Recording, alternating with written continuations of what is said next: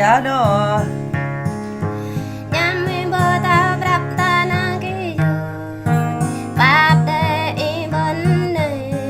Tập réo hè như lên nè.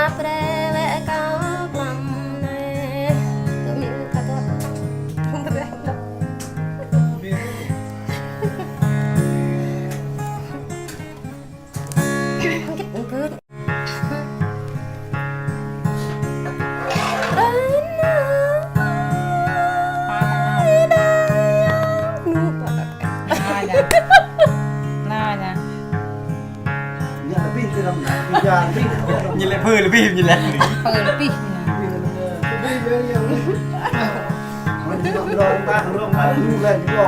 nhà tôi phè to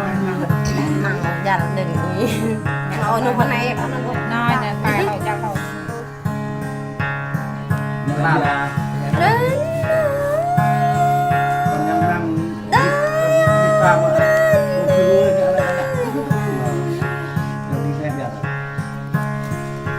ở bắp mình đi chưa đã ya yong răng bắp mình đi mẹ đã ta เปิดหุ่ยมันก็ต้องน้อยนะ cái cỏ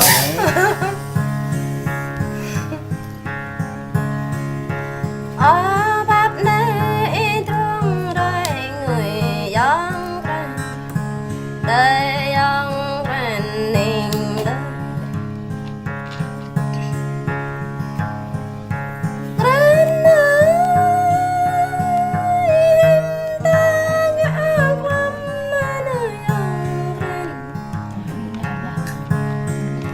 ở ba ta na ram này gran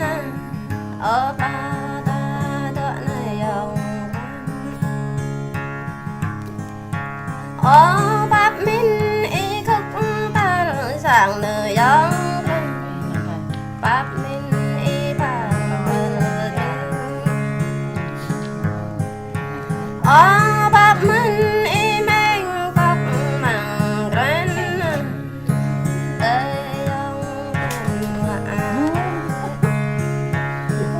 lệ bắp tay được người ยืดไปปี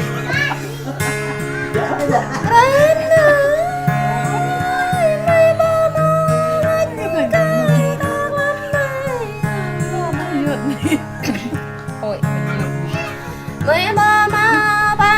cả ta cam này gió bơ ma cho ăn ít bà หนึ่งแย่ไม่เกือบว่าอะไร ông bắp rê lại mày lại này rèn phật ya ra đây mày này โอ้หลัง bảo là